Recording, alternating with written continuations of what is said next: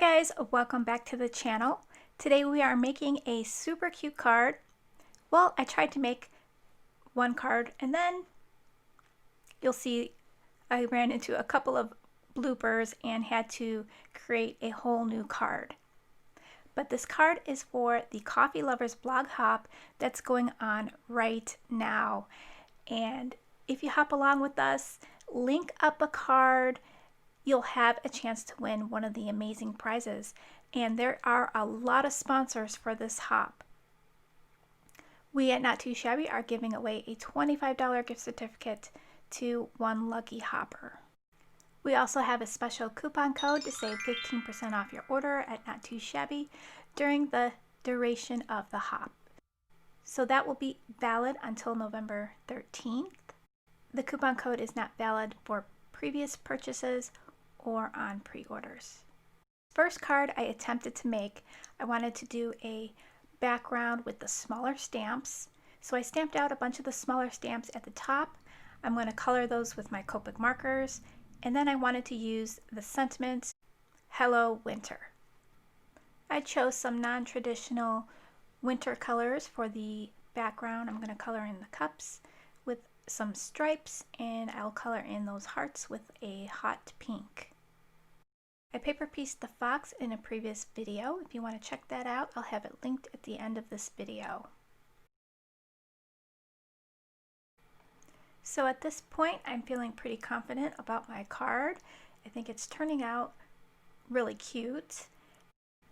Then I noticed this blob of ink on the front of my card panel, and I'm like, what the heck did I do? Well, I ran it through my Big Shot to cut out this the rectangle here with the stitching, and it imprinted the Hello Winter. I guess it wasn't dry enough when I ran it through, and it imprinted on my card from the top plate of my cutting plate. So I always believe in trying to save your card when you make a mistake. So I got out this texture. I'm like, what if I put some texture over it? You might not be able to notice it. So I'm getting out my ink here and I'm stamping it up. I'm just gonna put that on I'm gonna cover up my sentiment, make sure that doesn't get any texture on it, and I'm just gonna press it down, and I look at it and I'm like, oh no, I don't like this. It's ruined. Maybe if I would have done that in a different color, not black, it would have worked out. So I decided to move on. I got out the Cat Scrappiness Coffee Time cover plate die. And I thought, oh, this die is going to be perfect for the Coffee Lovers blog hop. So I'm making a background that I can put underneath so that color could be peeking through the die cut. And so I'm doing all the spraying and all that. And in the end, I decided, you know what? I think I like it better just over the white piece of paper. It kind of gives it a look of an embossed look. And I really liked that, and I liked all the white space. So I end up scrapping that piece of paper. I'll save that for another project. Now I'm thinking, how do I get the sentiment onto this panel?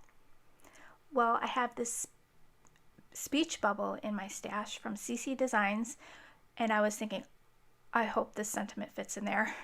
And it did. It fit perfect. So I was really happy about that. So now I have my sentiment, and I'm thinking, he's got to be standing on something. He can't be floating in the air. So I decided to cut out a hill in white for the fox to stand on. So let's glue down our panel, add our hill. I wanted to pop up the sentiment and our critter.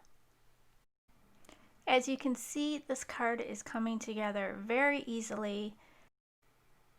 Most of the work was the coloring and the paper piecing of the fox.